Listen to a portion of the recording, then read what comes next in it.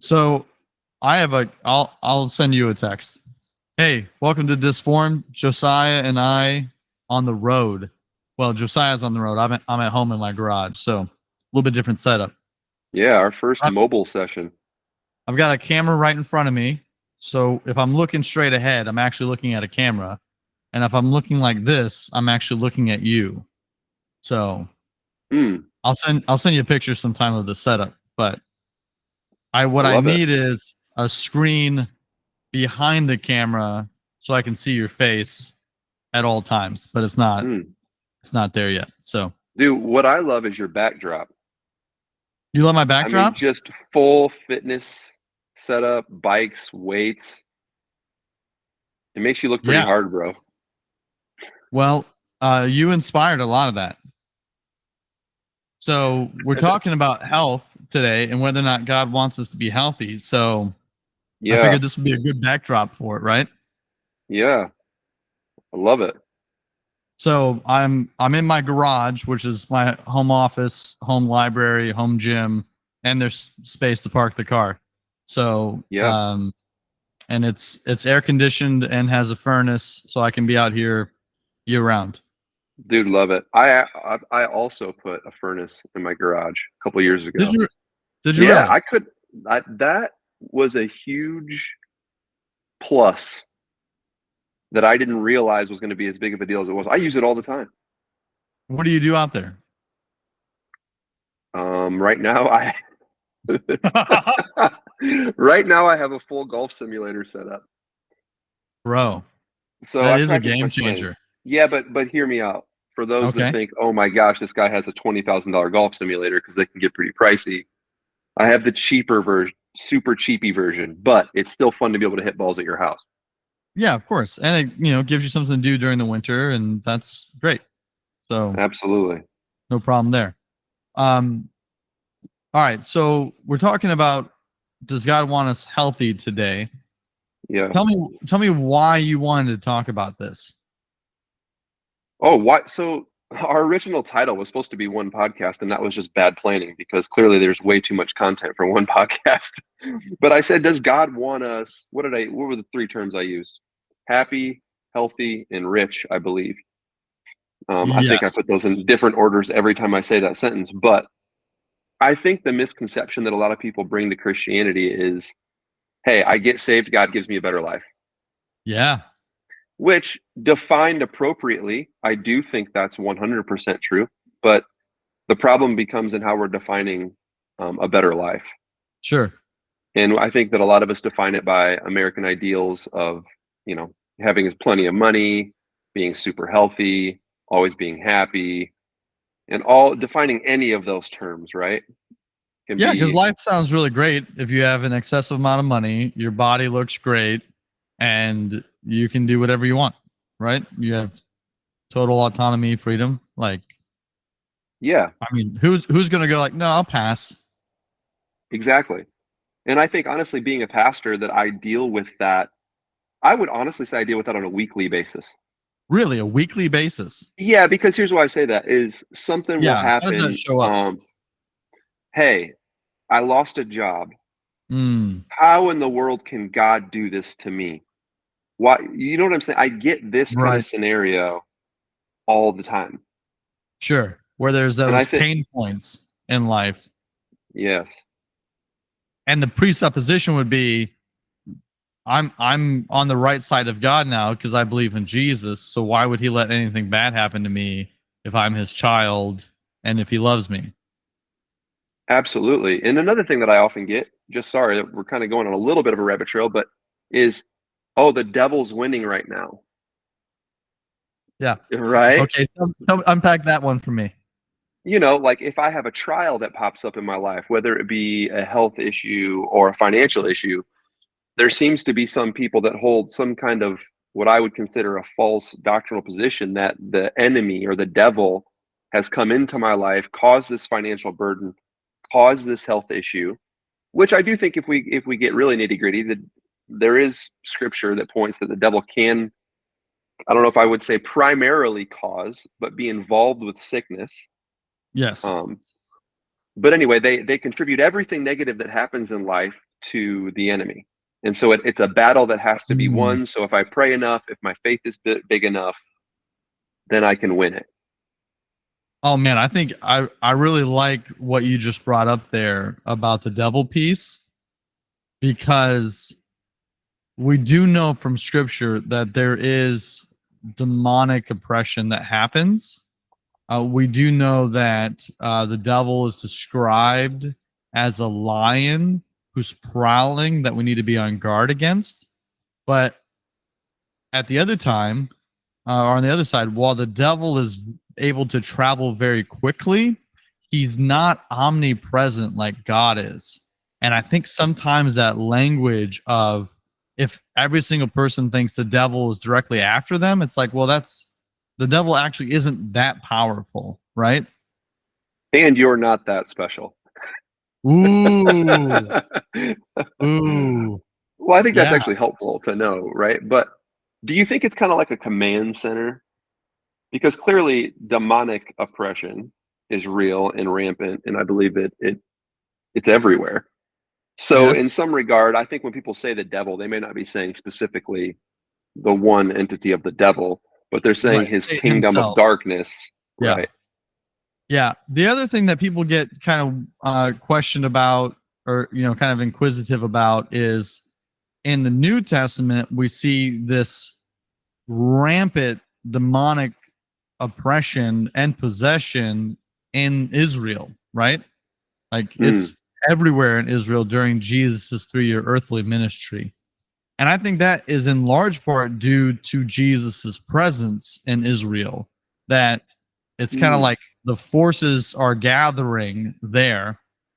And that the other thing we have to, I think people forget, because they go, okay, well, we don't see that as much today in our world, is that when Satan fell with his, and the angels that rebelled and followed him, that became what we know as demons, it's 1/3 is, I believe, how Isaiah describes it. And so, but the number of demons that exist throughout time is a static number. So the same number of demons that existed in the first century is the same number that exists today. And what we do know about human population is that we are, our population has exploded in the last 2 millennials. And so we don't know what a third of the demons are. We don't know what that number actually is, but we just know that whatever that ratio was in the first century is disproportionately a bigger gap to today's human population. Does that make sense? That's an interesting thought. I've never heard that talked about. I think this probably again goes into a little bit of literal reading on certain things. Do you think that there's more or less demons? No, I don't. I think I would agree with you with the information that I've been given, but I'm not sure that I would be as literal, in the sense that I think that we have to remember, God created the devil. We have to remember God created the devil for his purposes. Yes. And so people don't like to hear this, but I believe God allows the enemy and evil forces to do the things they do for his great will, for his great purpose. So I wouldn't limit like, oh, well, we see that in Job, right? So yeah. So clearly in the, it's a unique situation in which we don't have that represented time and time again in the scriptures. We do see that, there is this interaction between Satan asking permission and the Lord allowing it at the beginning of Job, right? To your point. Yeah. So my point is, to wrap that up, is I don't think that I would think of it in terms of, oh, there won't be as much demonic oppression now because our numbers are getting bigger. I would think that God would still allow a certain amount of evil, and we know there is significant evil still. So yeah, I just don't know that I would make it quite as literal. Oh yeah, so I don't think that makes any sense what you're saying. So thank you. Yeah. So thank you, Jared. Yeah. So what I'm saying is that the amount of demons are the same. So you can't have more. There's not more demons, right? So I'm just saying there's more people. I know that demon number is the same, people numbers change. But what I also know is that because humans are sinful, and because I think in the scriptures you see the enemies as the Satan himself, world systems, and ourself. That as the human population has grown, sin has increased in the world, right? That if you want to talk about the world being a more evil place, well, of course, because there's more people, and so therefore there's more sin. Yeah, And and I I think think I that's think real. that sums up kind of what I was getting at. Is I think that the influence of the enemy can still be very great, however 100%. that looks. Right? Yeah. Yeah. Yeah, I'm just saying that what we see in terms of like the amount of demonic possession where it seems like it's happening on every corner in Capernaum is not going to happen in every town in the world today. Does Yeah. that make sense? Yeah. And so Yeah. to bring that full circle with people that get sick, right? Talking about does God want us healthy? Yeah. Um, I think there's a big false doctrinal position of the enemy makes me sick every single time. I need to fight and win this battle. I think sometimes it's like, hey, providentially, God's allowed this. Providentially, it's Mm. for my good. It's for my transformation. Um, I think there comes a peace in Christianity where you don't have to know the details of the why, but you just Sure. start to trust God. Yeah, and sometimes we don't sometimes we never get the why, and sometimes we get the why 10, 20, 30, 40 years down the road, right? Like Yeah, it's not always a microwave why. All right, so I'm going to ask you to do some pastoring for me. yeah, So we mentioned this in one of the podcasts, but I found out in April that I have a tumor, benign tumor, growing in my jaw. yeah. As a result, I currently have a hole uh, in in my mouth that goes down to my jaw. So like there's an open space down to that tumor, and it's going to be like that for could be a year with some more surgeries to go. So I've been going through some trials. Obviously there's much worse forms of suffering, but how would you counsel me in how to think rightly about my current situation? Yeah, I think to start with someone, because this is something that comes up a lot in church, right? Especially being a pastor. Yeah. Sickness is real, it's pretty common. The first thing is standing on the reality that God does not allow anything to happen for his children that isn't for their good. Yes. And and Which is even Romans 8:28, right? yes, God's working all things out for the good of those who love him. yep. And also, I mean, you've got in James, we know that trials, bring us Yes. the Bible uses this crazy word. Consider it all joy as you meet trial of various kinds. And it knows that you will bring about perfection, which I understand, like learning perfect steadfastness, perfect yeah, just being a solid rock under whatever trial God brings us, that it shapes us, Yeah. it molds us, and it makes us stronger. So kind of laying a foundation there when someone gets some kind of health issue. This is the Yeah. place we're called to live from, trusting God in his goodness, that he's going to transform us. But then also I think I've thought a lot about how do you approach sickness scripturally. I also think in James we have a clear commandment like, hey, it is something that's on us. It is something that God's allowed. It is for our good, but he's also called us to go before the elders of the church to be prayed for that we may be healed. Right. Do And you guys and do that so regularly at Rock Church? we probably did it, I would say monthly up until recently. What Okay. we do is during worship, we will actually be like, hey, we've got elders at the front. If you're dealing with anything, would you guys come forward? We'll pray for you during worship. So that's something that we have an opportunity to do every week. Yeah, we would go and anoint people with olive oil and pray over them. Um, and it may not always be all of the elders, but usually a group.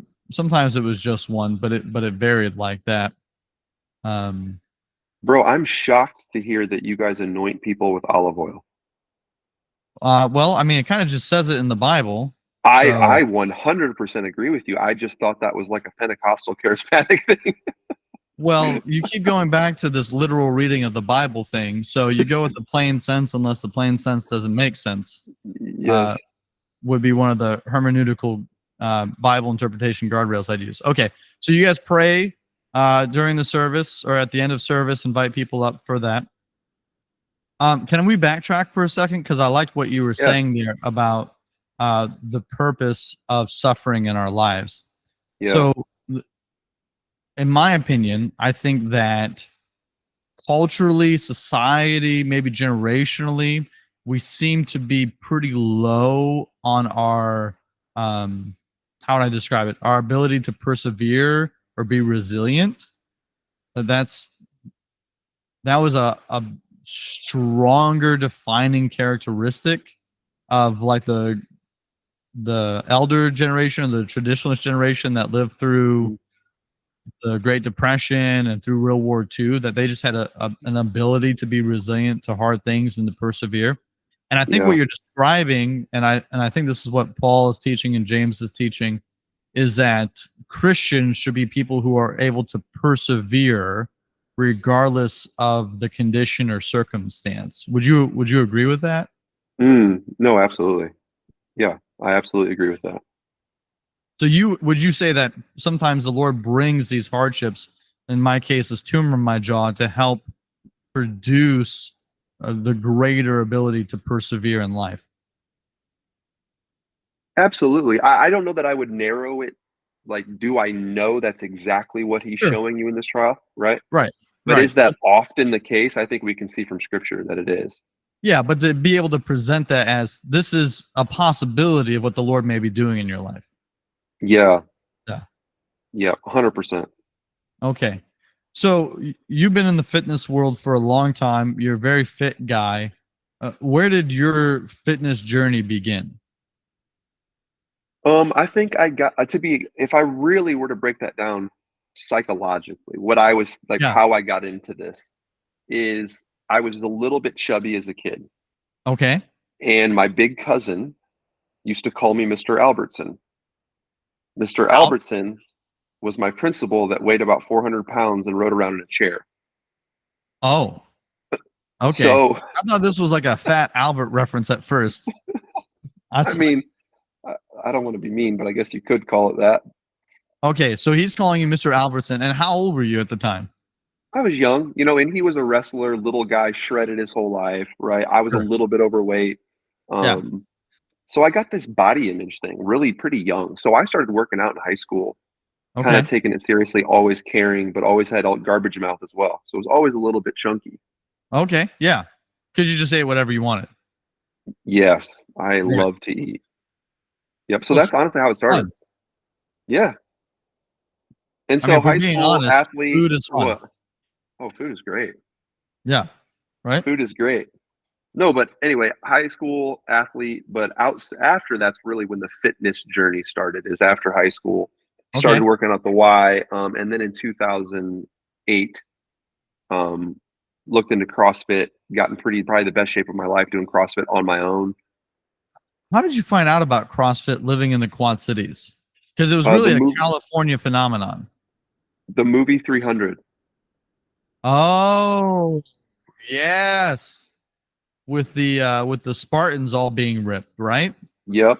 Looked up, hey, what did the Spartans or what did they do for workouts in the movie 300? These guys are all jacked. That's what I want to look like. Yeah. Found CrossFit, started doing it online with my cousin. Um, yeah, in 2008, decided, hey, there's not a gym around here. We opened one, and that was the launch of my fitness journey.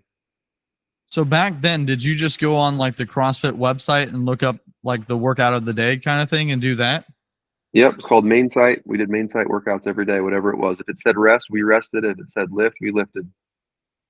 And then, have you ever listened to Zack Snyder, who is the director of 300, talk about that? I haven't. He did an interview on Rogan maybe a year ago, and it's pretty interesting because he did like a really deep dive into the world of the Spartans to create that movie and to create that look. And it seems to be somewhat, in terms of the descriptions of what the Spartans look like it's pretty accurate. Like the Spartans really were that jacked in real life.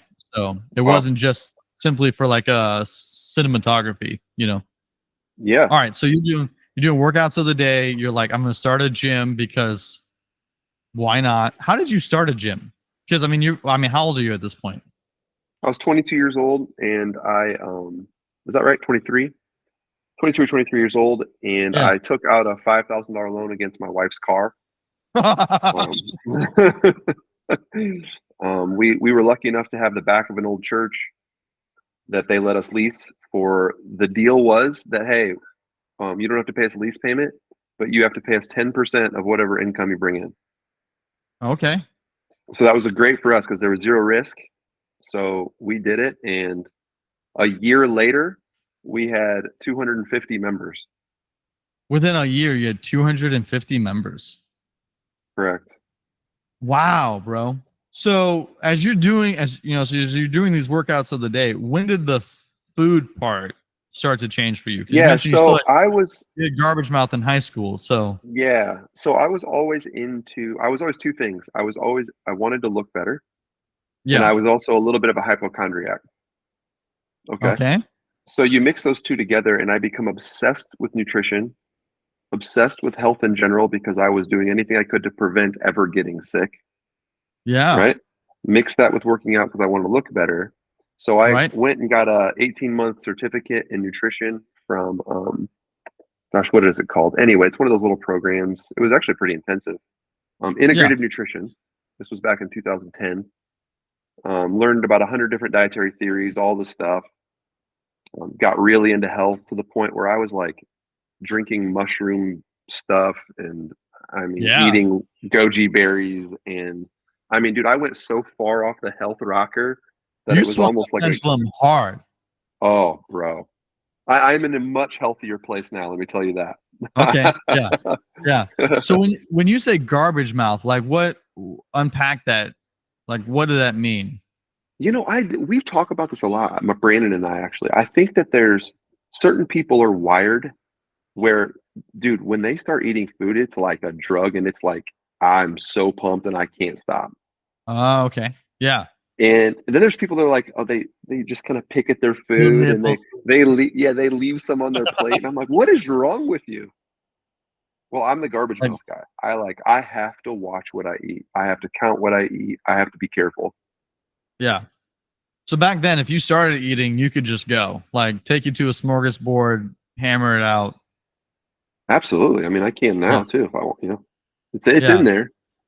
Isn't that just part of being a guy, though? I feel like a lot of people just attribute that to going through puberty and No, have you ever, burning dude? calories all day.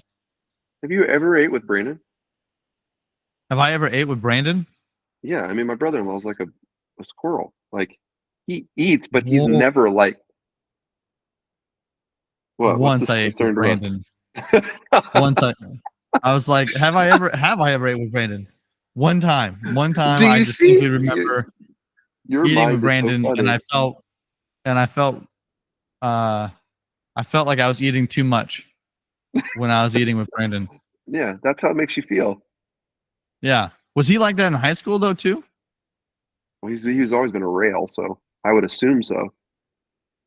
Okay. All right. So you're super big into nutrition, you're drinking weird stuff, you're eating weird things. Um you're working out pretty much every day.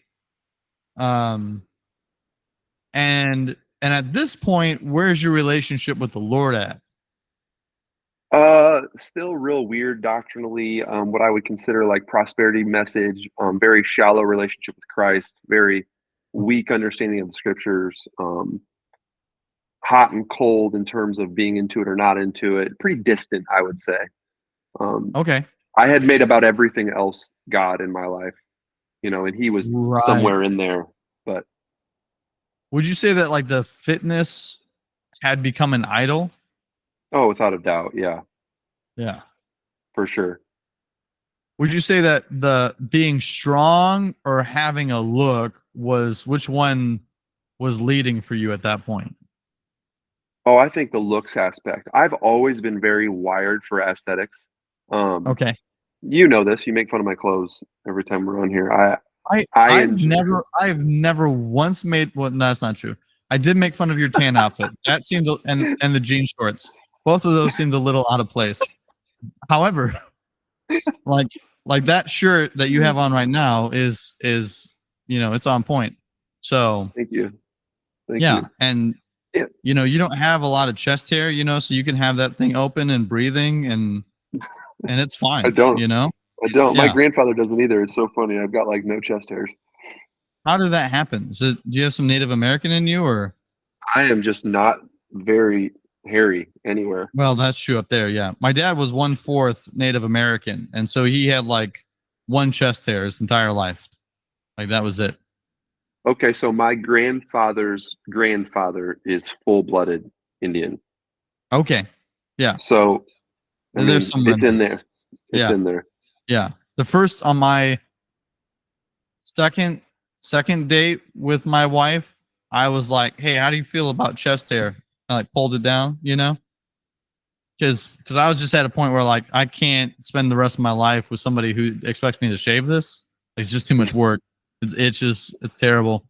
And she's like, "It's fine." And then I was like, "This has some real potential." So, Love it.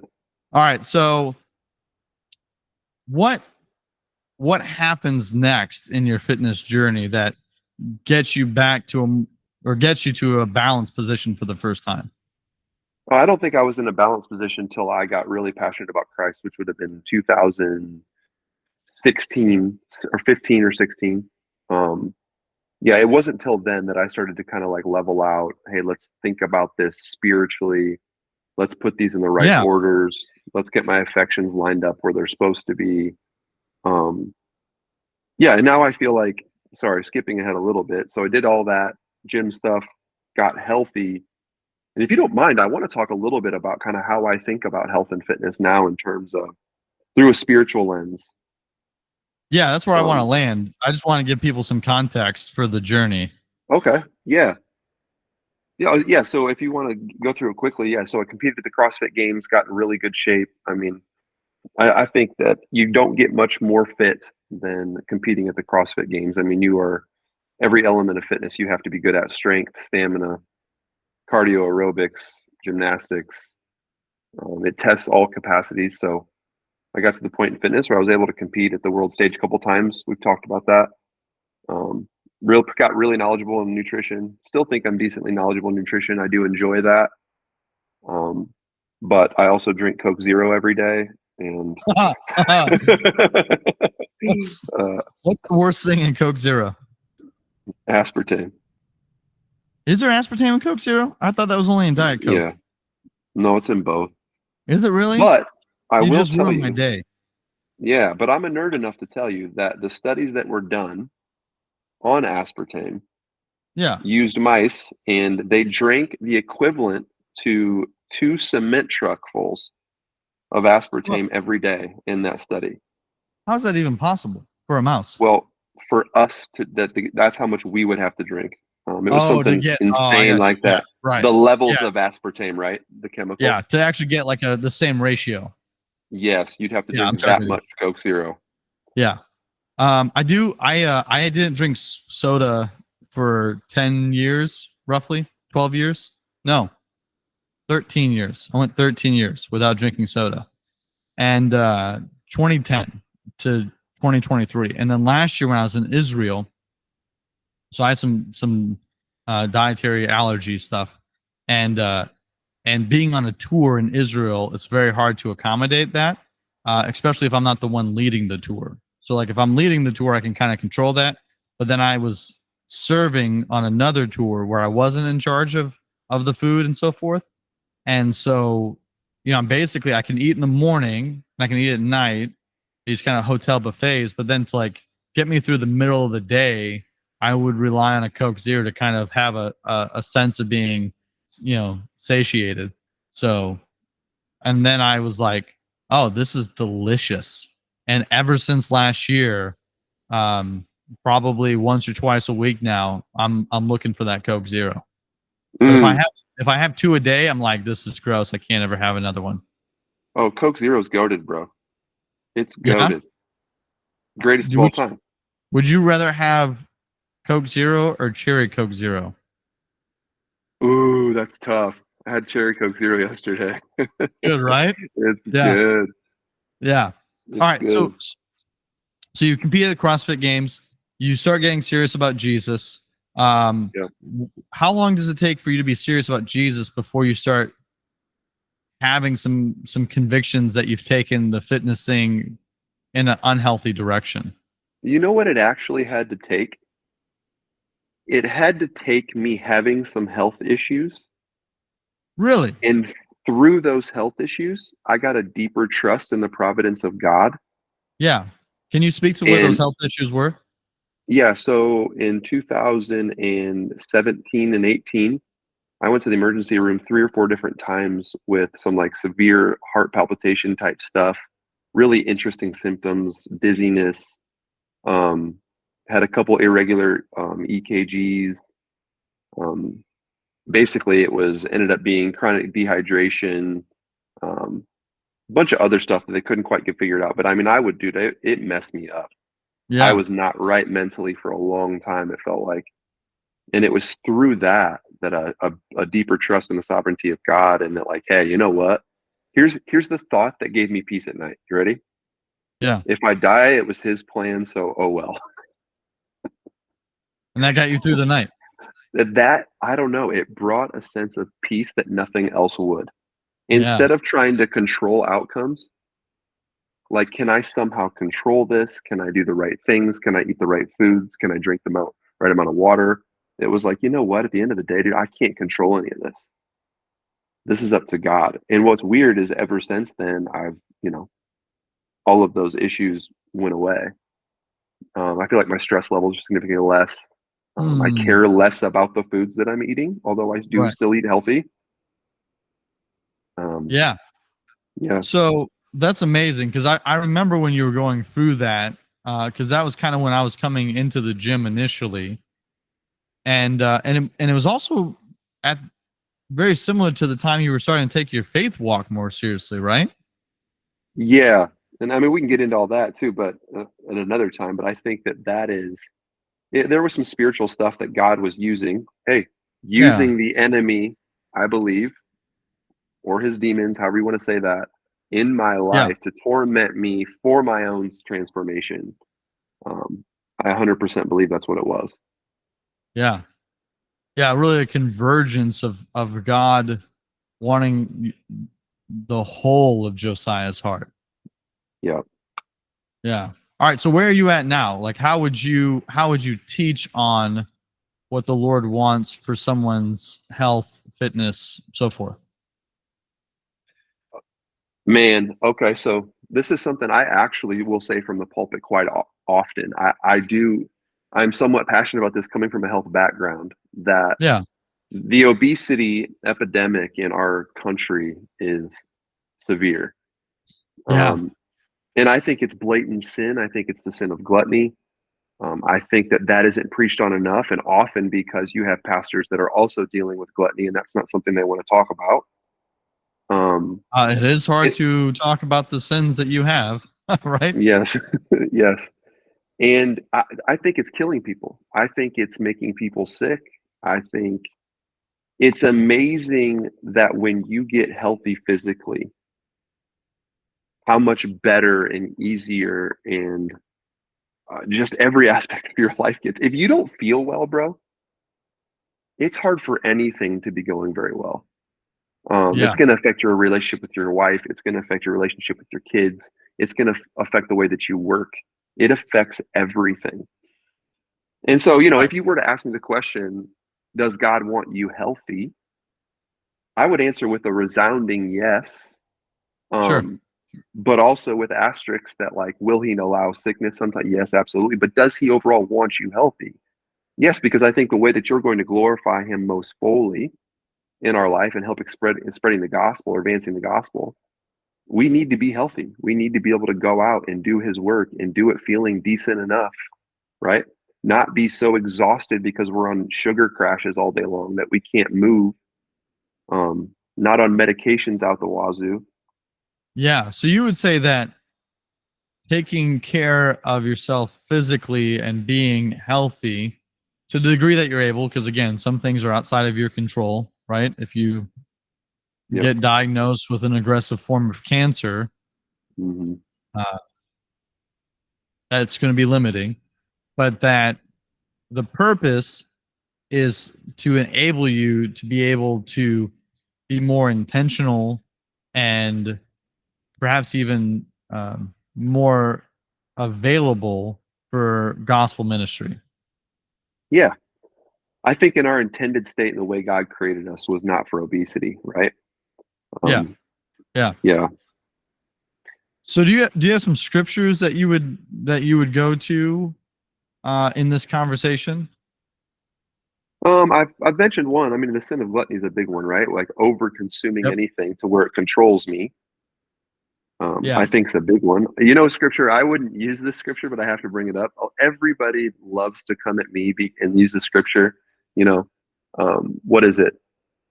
Exercise has some good, but training in godliness is good at all times. I forget the exact verbiage there.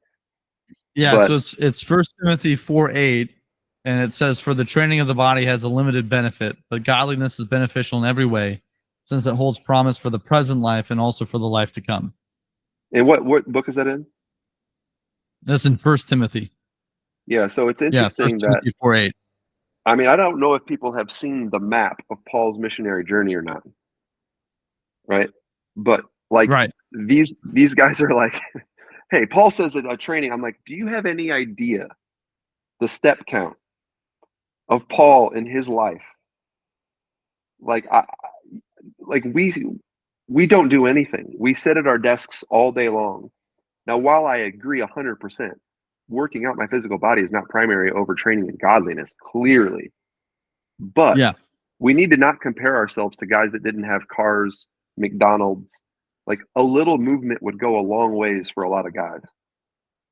Yeah, that's very interesting. There was a study I read maybe 10, 15 years ago now. It talked about how much better shape people were in before everything became automated. So Mm, everything from pushing a lawnmower to a self-propelled or a riding lawnmower, a keyboard versus a typewriter. That even your hands were stronger using a typewriter than using a keyboard, right? Like mm, all of life was more physically strenuous than how we've structured it today. Even yeah, even just 50 years ago, right? Like yep, not even that big of a window of time. And yep. I think the other point that's important in First Timothy 4 is that it's not that Paul tells Timothy training of the body has no benefit, Right, right? right. And so I think that's important. And the other thing I think that's also important is that if you look at other pieces of Paul's writing, like 1 Corinthians 9:24 through 27, he says, "Don't you know that the runners in a stadium all race, but only one receives the prize? Run in such a way to win the prize. Now, everyone who competes exercises self-control in everything. However, they do it to receive a crown that will fade away, but we a crown that will never fade away. Therefore, I do not run like one who runs aimlessly or box like one beating the air. Instead, I discipline my body and bring it under strict control so that after preaching to others, I myself will not be disqualified." And then 2 Timothy 2:5, it says, "Also, if anyone competes as an athlete, he is not crowned unless he competes according to the rules." And so Paul uses these competitive sports analogies to describe the spiritual life, but in doing so, he promotes the activity, right? Because the activity has to have inherent value in order for it to be used as an analogy to the spiritual life, right? Mm, So mm, if it was a negative thing, it couldn't be then used as an analogy as a positive thing for the mm. spiritual life, right? I like that. And so That's I good. think we shouldn't lose sight of the literary purposes that lie behind what he's saying. Um, and do you remember in Judges, King Eglon of Moab? I don't. You'll He, have to remind me. he, yeah, so I Ehud preached it, but I goes and probably forgot it. Yeah, so Ehud goes and kills him. So this is Judges 3:21. So as Ehud reached with his left hand, took the sword from his right thigh, and plunged it into Eglon's belly. Even the Yes. handle went in after the blade, and Eglon's fat closed in over it, so that Ehud Yes. did not withdraw the sword from his I belly. remember preaching this. Yes. Remember that? Yeah, Yeah. yeah. So there's not like a lot in the scriptures about like people being obese, right?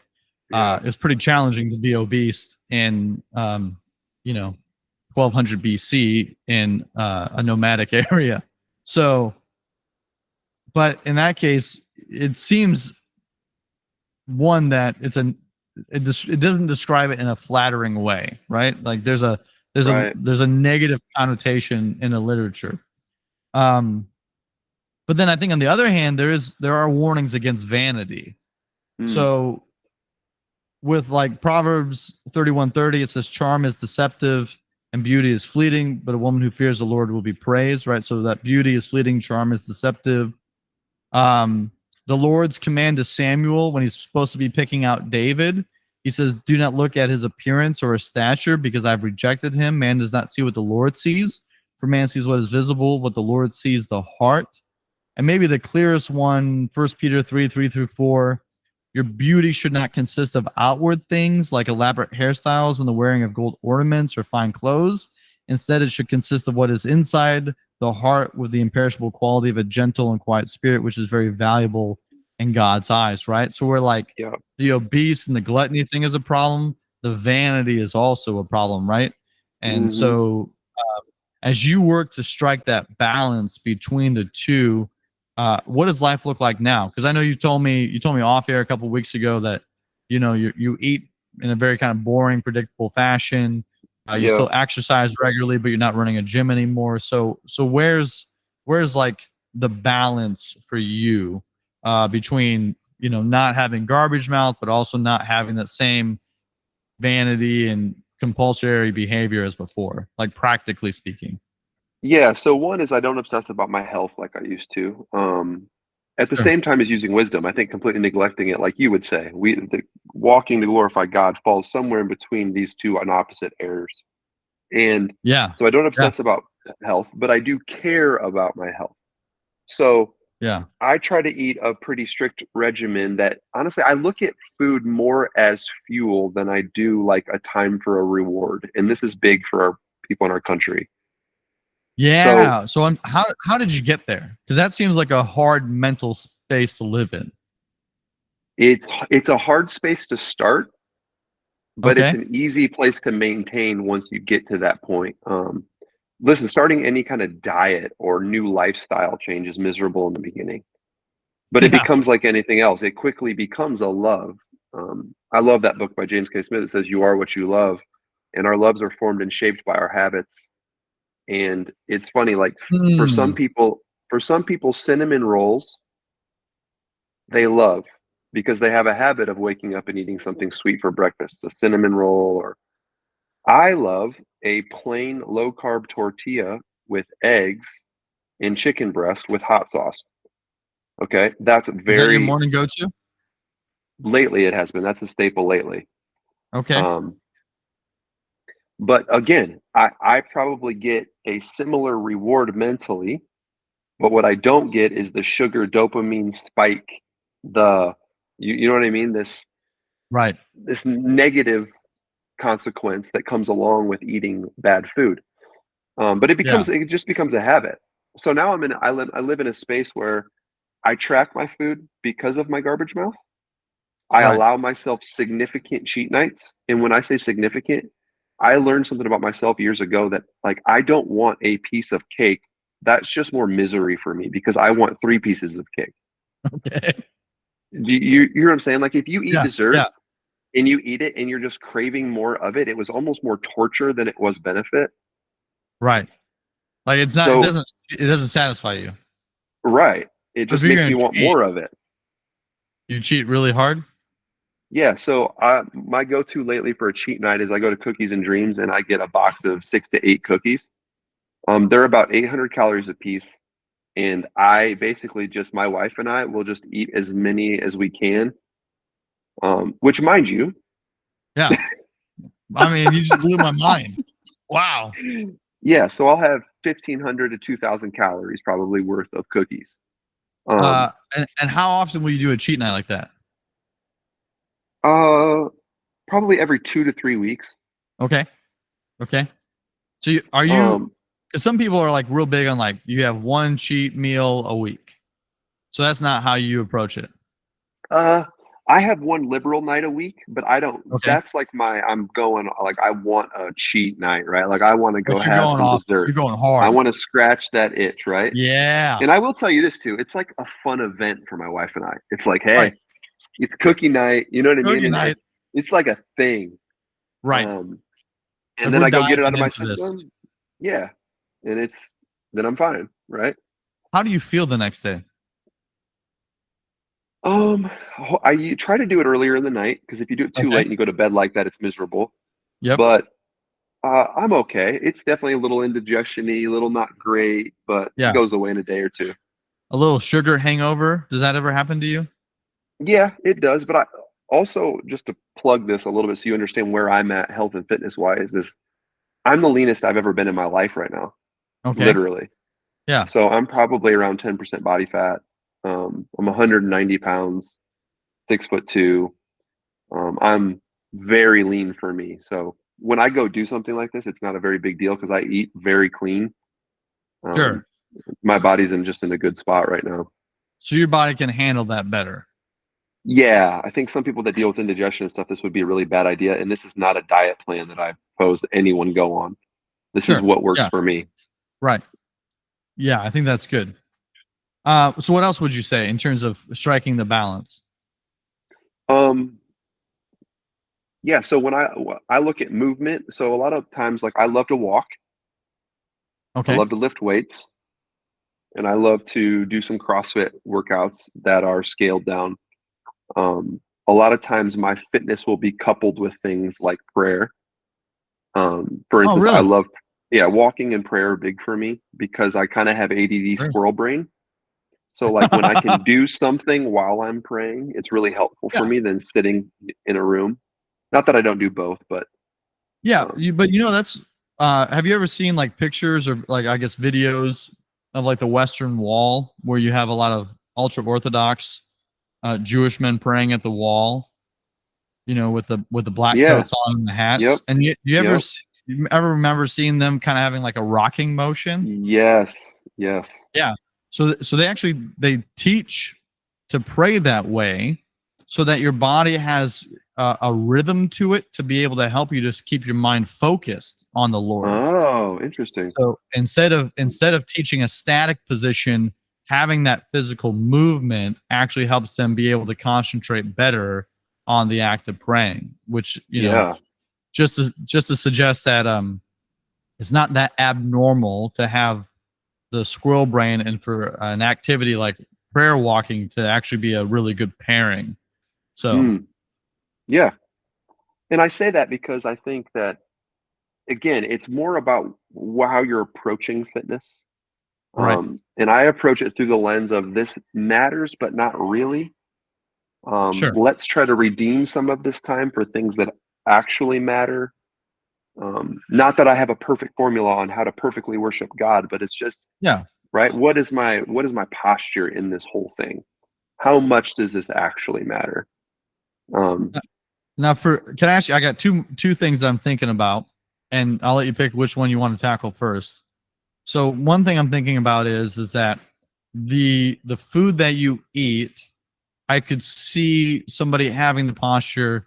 That's fine if you have access to resources, but if you're living mm, on food stamps and government aid or impoverished, that's pretty hard to get to because typically speaking, at least the presumption is that cheap food is pretty unhealthy. So that's one thing I'd like to kind of explore. And then the other thing is you have a pretty large network of people around you who are also involved in fitness, mm, and how much does that help or impact the ability to maintain where you're not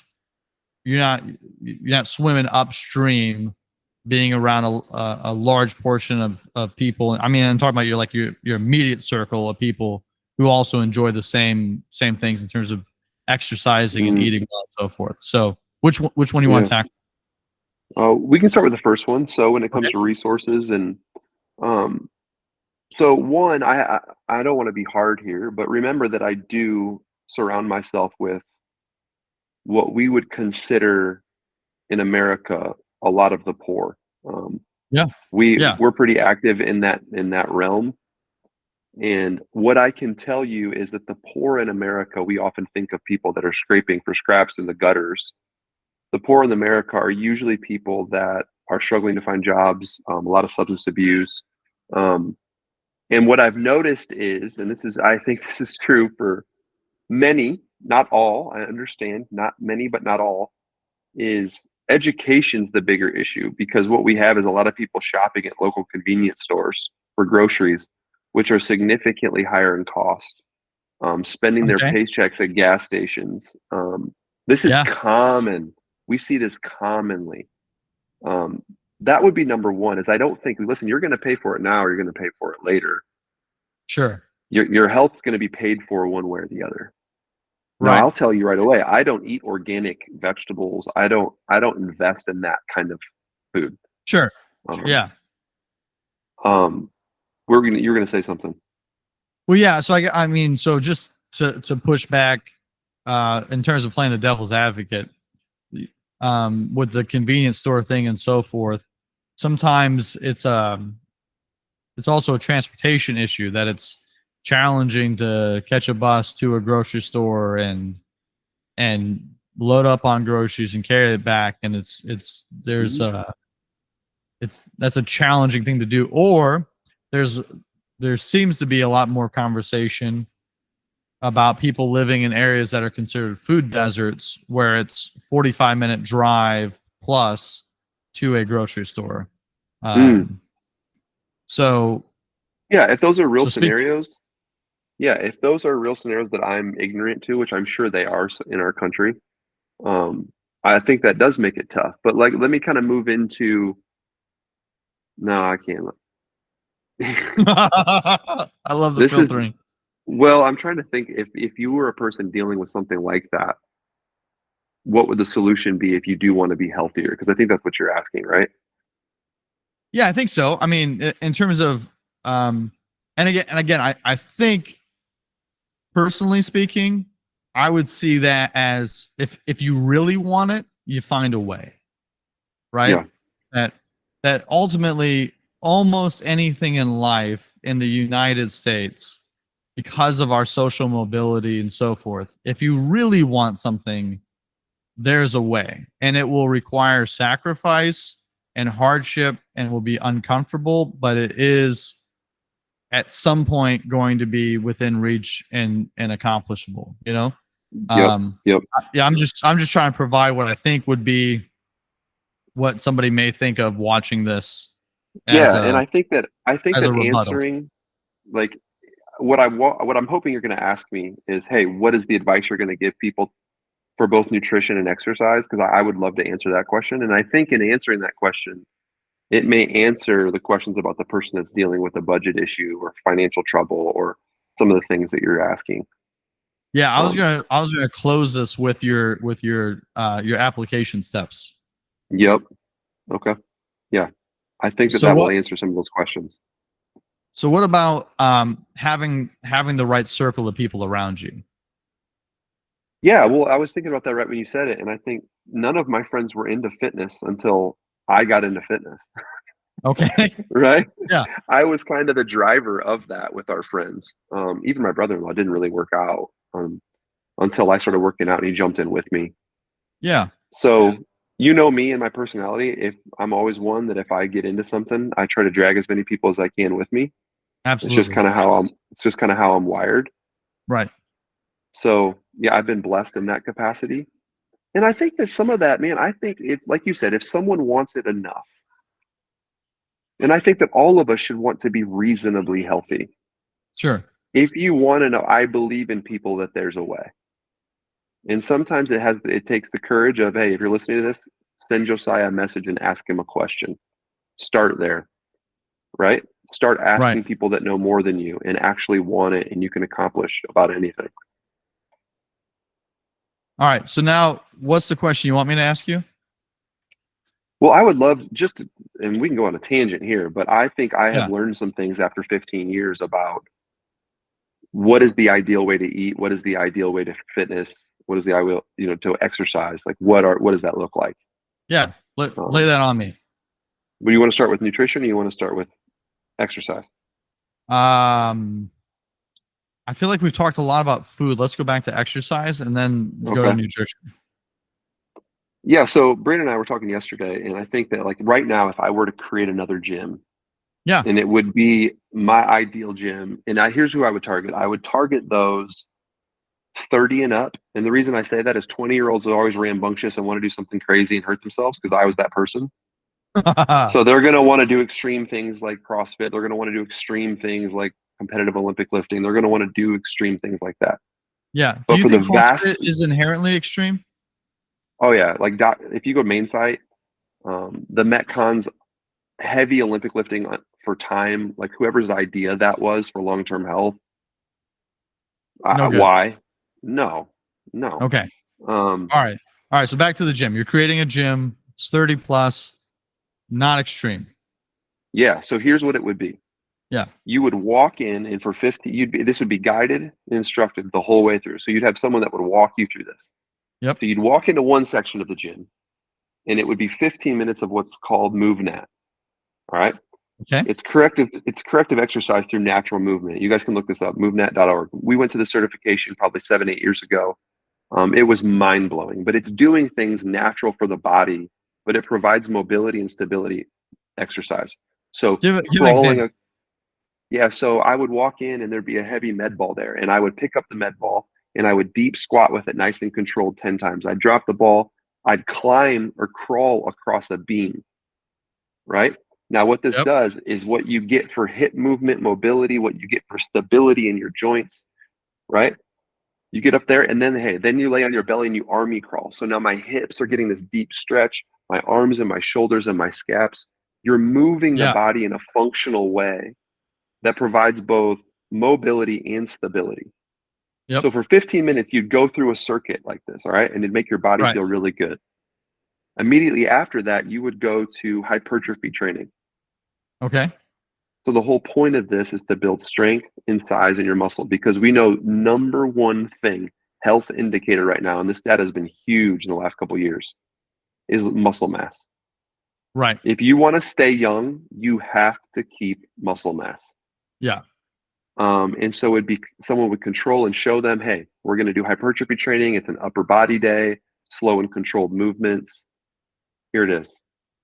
Right. So if you were to what movements would you pick for that as like your kind of your baseline core ones? Yeah, so I think that for someone new, it's going to be like the big three. It's going to be, hey, Sure. learn to bench press the right way. Yep. It hits a ton of upper body stuff, but do it the right way, where your joints are protected, slow and controlled. Yep. What you're trying to do is burn your muscles out. You're trying to break them down to rebuild them. Right. Learn how to squat properly. Right. And listen, I don't care if you're 70 years old, like we're always going to be squatting out of a chair. So if that means sitting down on something and standing back up, learn how to do it well. Yeah. Um, you would include deadlifting? I would always include deadlifting at least every other week.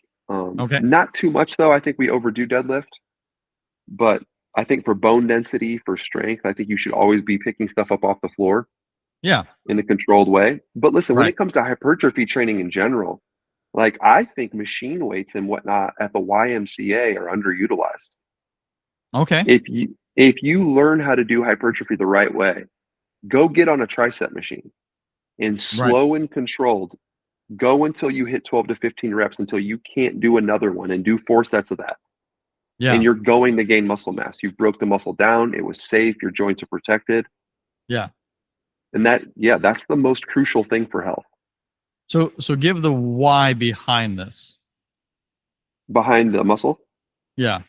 Yeah. I mean, So increase. I mean, in terms of like the methodology that you would be employing, because like I think you did a nice job in the first section of the mobility and stability, and so now why are we using this method for gaining muscle? Yep. So hypertrophy just means the breaking down of muscle to build muscle, right? It's growing Okay. muscle. Now, the reason that's important is the number one leading killer in our country is obesity. Okay. Now, Yep. what people don't understand, they don't usually associate that with muscle, but here's why it's important. Muscle increases the basal metabolic rate. When you have more muscle, you burn more calories just laying around. Right. Okay. I've lifted for years. I'm going to lay on a bed in a day and burn significantly more calories than the guy that's my same exact height that doesn't exercise and is way heavier than me, just Right. because I have muscle mass. Yes. Um, it also, I mean, obviously, it helps us move around during the day. It gives us more energy. Like muscle is absolutely crucial for health. All right. So you got 15 minutes of mobility, stability stuff, moving right. You got 15 minutes I'd of, say 20 minutes of hypertrophy work. okay. And now where do we go from there? Yep. So then we're going to go into either zone two or interval training cardio. Okay. So 20 minutes solid state zone two, which means your heart rate's 135, 140. Means you can have a conversation, but you're just going to move. We know the data on this is significant for heart health. Yep. Um, and so this is, this is just some kind of idea, right, in my head. Like, hey, if you were to do an optimum plan from what we know from the data right now, this is what a perfect class would look like. Yeah. Well, and I don't disagree with anything that you're saying. And so in terms of one, so I've been coaching for 20 years and I've seen a lot of different ways that coaches have tried to employ fitness with athletes and a lot of it doesn't work. Um, I worked in the physical therapy space for 2 years and learned a lot there. And then I think probably due to being in your gym and being interested in CrossFit as a sport has caused me to nerd out and read this. And it's always been very, I think from the coaching aspect, it's always been very interesting to me of, okay, what's the, there's no such thing as a perfect program, but what would that be? Right. And Mm-hmm. then having done, I've done your training, I've done Brandon's, I've done Matt Frazier's, I've done Austin Teal's, so I've done the CrossFit of the day stuff. I've done Froning stuff. So I've looked around at what happens. And so I really like what you're saying. And so for those who are listening or watching, I'm in full agreement thus far. And so I start out my day with either interval workouts, metcons, hit workouts, or with zone 2 workouts. So and I would say that, in January I got up to where I was able to do an hour of zone 2 and I just do a different machine every day and felt great, So it was never like overwhelming. And it took me a couple weeks to build into it, where I'm adding 5 minutes each week to it, but it was fantastic. Mm-hmm. All right, so we're for the if we're not doing zone 2 heart training, talk about the interval training. Yeah, so that would just be it. So, and listen, I'm trying to say that this would be ideal in one class. This is just an idea. But really, what I want to get people to do is lift weights 2 or 3 times a week at minimum, do some Yeah, hypertrophy work, do upper body, lower body, and then do some zone two cardio a couple days a week. So, yeah, go in on a treadmill for 30 minutes to an hour, keep your heart rate moderately low. It's going to feel almost silly of how easy it is for a while. yep, But doing that for an hour, the benefits on your VO2 max and everything else is significant. yes, Um, so yeah, that's just kind of what I'm trying to get people to see. yeah. I think we gotta start this gym, Josiah. I feel good about this. I feel really good. Oh yeah, what's it gonna be called? Um, the Disform Gym. Ooh, wait, I'm gonna look kind of disformed when I'm done there, or Yeah, like, oh, maybe that's not a good title. Maybe it's just better for a what? podcast. All right. Yeah, So then what about the nutrition? yeah. So here's the thing: I have tried all of it. I've done everything. I have some education in this. I've read everything. I'm a nerd when it comes to nutrition, and There isn't a one size fits all with nutrition, but there are a few things that are absolutely one size fits all for everyone. Number one, and this is everybody knows this, and you're going to hear me. I'm going to beat this. I promise you, you're not eating enough protein. You have to get your protein numbers in a standard. Because here's the thing: everyone wants to talk about, hey, do you eat high carb, low carb? What diet are you on? Are you on Atkins? Are you on? I don't care what it is. Yeah. But really, what happens is if you are eating, no, hold on, don't let me go there. Here's what matters. Most people want to lean out. Sure. In order to lean out, you must be in a caloric deficit. Right. Right. You can eat high carb, you can eat high fat, you can eat low carb, you can eat low fat. What must be there, right, is your protein number, or you're going to lose muscle. Right. So what would you say for you? Like, so for you, how many grams of protein are you trying to hit in a day?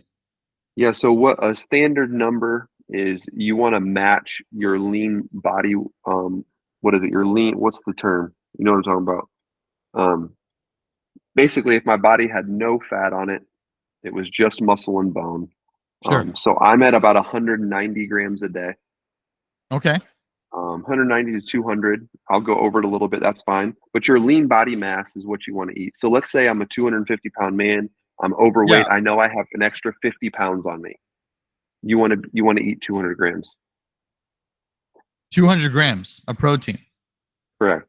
So if you were to set up something in like MyFitnessPal, which is a app for food, where would they Yeah. put you at? Uh, That's what I wanted to look up. yeah. So they would put me significantly less than it needs to be. Right. I know that because I use MyFitnessPal every day, Yeah. and I have to adjust those goals. So my personal right now is I'm at, sorry, 1 second. I am at 30% protein, Okay. 40% carbs, and 30% fat. So yeah, standard 40, 30, 30. Say that again. 40, 30, 30. Yep. So 40% carbs, 30% protein, 30% fat.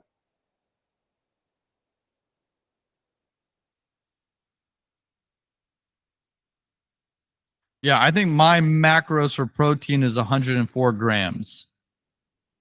That's what they have you at, or that's what you were at? No, that's what they have me at. Yeah, that's insane. Yeah, they have me at 259 grams of carbohydrates, 69 grams of fat, and 104 grams of protein. Yeah, that's just not near enough protein. So So the you first thing double is it. I mean, I wouldn't double it for everyone, right? But it ends up double for Sure. me. It No, depends but on how big you are. I'm a bigger man. you are a big man. Yeah.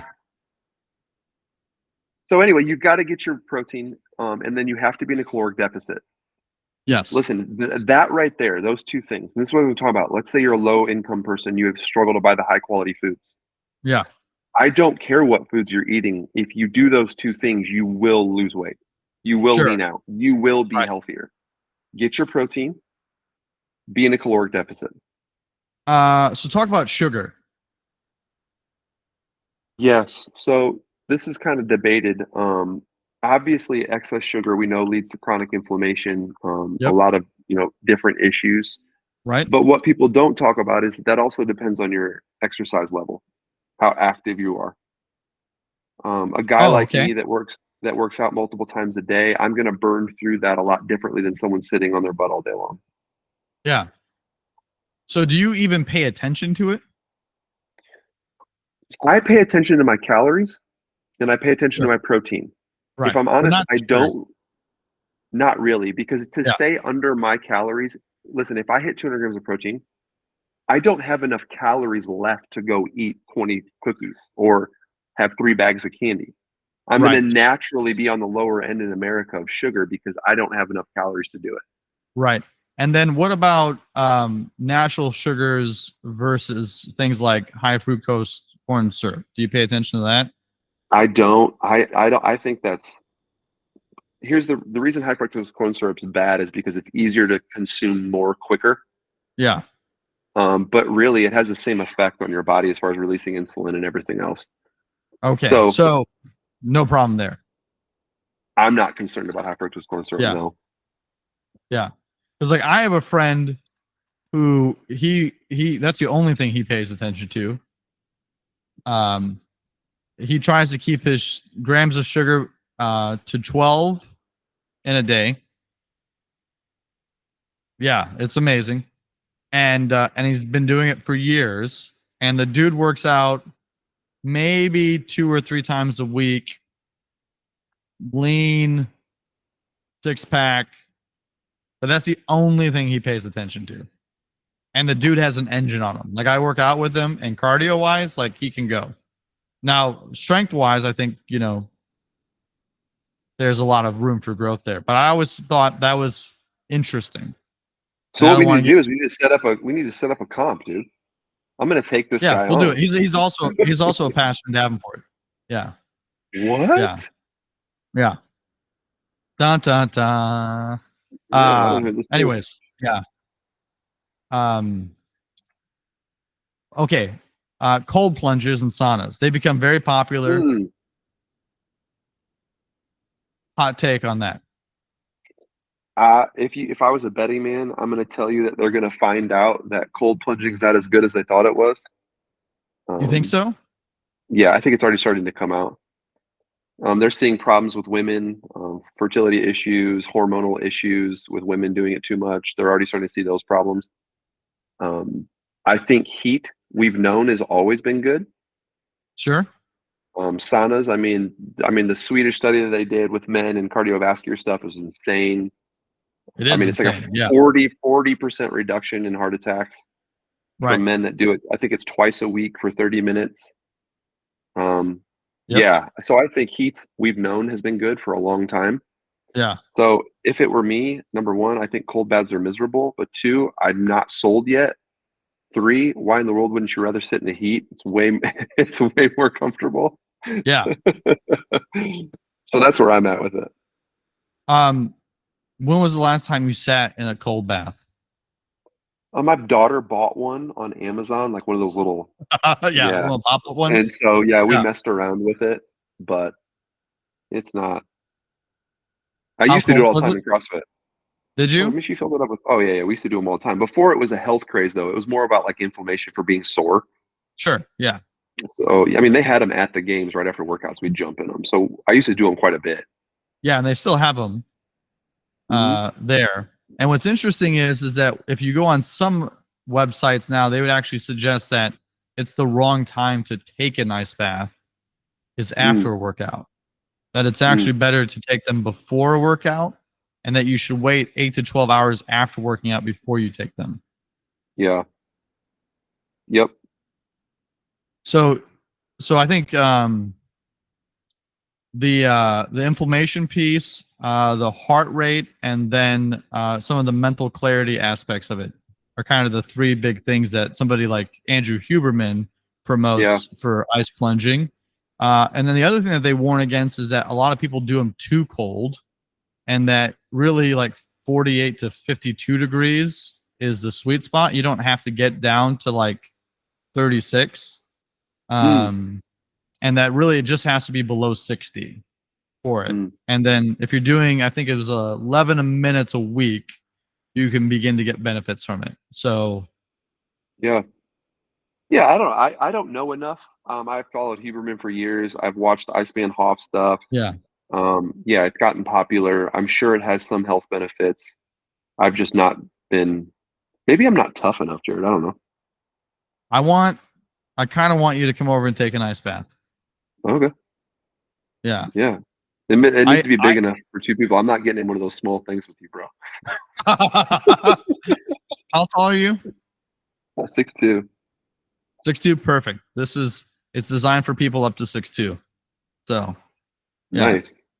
it'd be great. Hey, I would like to give some practical guidance on just food real quick, just to kind of wrap up the nutrition piece.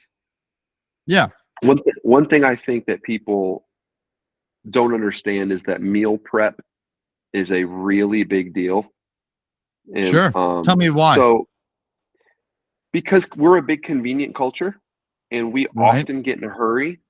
And so when you have something ready and prepped in the fridge that you can throw together that's healthy, that gets your protein, that gets It's got the right amount of calories. It's so big. So what my wife and I will do is we have carb sources, we have protein sources, and we make bowls constantly. So we either have Yeah. rice, some kind of gluten-free noodle, um, anyway that I can. Hey, I literally pull it all of the Tupperware out. I throw a handful of noodles in a bowl. I throw 2 handfuls of protein in a bowl. I grab a handful of broccoli. I stick it in the microwave for 2 minutes. I pull it out. I put my favorite barbecue on it, and I'm off. Ready to Like go. that is 90% of my life. Yeah. And so for somebody like me who can't have any type of rice or oats or grains or seeds because of having a hole in my jaw, what would you recommend as a base? Potatoes. Any potatoes or a specific type of Yeah. potato? Nope. Any potato. I mean, it's about the right Okay. amount of starch. It's a great carb source. So you're not like Absolutely. a big, like it has to be a sweet potato kind of guy? No, not at all. I think both are healthy. Both offer benefits. Obviously, you get beta carotene and whatnot from a sweet potato. They're a little bit less in sugar, but it's not Yeah. enough to matter. Okay. So food prep is key. So take the time to do it so that way it's there when you need it. Yes, What crucial. else would you say? Yeah, and learn. This is probably the biggest one of all for people. You need to spend a significant amount of time, at least once in your life, tracking your food to a T. Yeah. Go buy an $8 food scale at Walmart and track your food for 3 months, and it will change your life and the way you look at food forever because people are shocked to learn how much they're overeating. Yeah. Yeah. I think an app like MyFitnessPal is helpful, or Lose Yes. It is another calorie one. But they both have scanner options on it, so you can scan what you're eating very easily. For MyFitnessPal, most restaurants that Mm. are chains are already built into it, and so it's really easy to find the food and add the food as well. Um, I think that for the food prep, that also is true of like gym prep, like having your bag ready to go, having your stuff together. I think that makes a world of difference. I know for me, Yeah. the difference between getting up in, oh dark 30 and working out or not working out is whether or not I pulled the stuff together in the morning, so I know right where it's at. Yeah. So if my brain has to figure out where everything's at in the morning, no good. If Yep. it's already there and I can just do it in a stupor, it's more likely to happen. Amen. Yeah. So I think that preparation is good both ways. Um, anything else you want to put on the table in this conversation? Man, I think that we could do 10 episodes on fitness and nutrition because it's just a vast majority. And I often take for granted what I've learned over 15 years. I'm thinking about that now. But honestly, I Sure. think that we've given them plenty to chew on Yeah. to get started. But obviously, reach out with questions. Post a Yeah. comment on the video. And maybe sometime we can do the dummies guide to nutrition from what I learned, because I started CrossFit consistently in 2018 and lost 50 pounds in the first 9 months. Yeah. Wow. And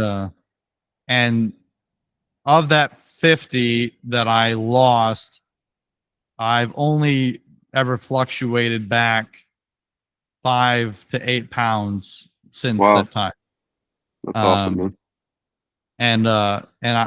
But what I would say is that everything that you've said so far was part of my process, but it was a slower learning curve. But all of it Yeah. is key, and that caloric deficit is huge, and that protein piece is huge. So I appreciate Yep. that. So next time, what are we talking about? Happiness. This it's good because some people start cutting those calories, they may find that they're not very happy. That's true. That's true. Yeah, No, I think it's gonna be a good, fun topic. I like that topic a lot, actually. awesome. Well, this is the Disform podcast with Josiah Lorenzen and Jared Hall. Thanks for joining us, and hit up Josiah with any questions you have. as you begin or continue your fitness journey and striving to be healthy to serve God to his glory. Yeah. Don't forget to like, subscribe, comment, and share the video would be really helpful. We'd love you guys for it. All right, Josiah, have fun in Branson, bro. All right, man. Later, bro.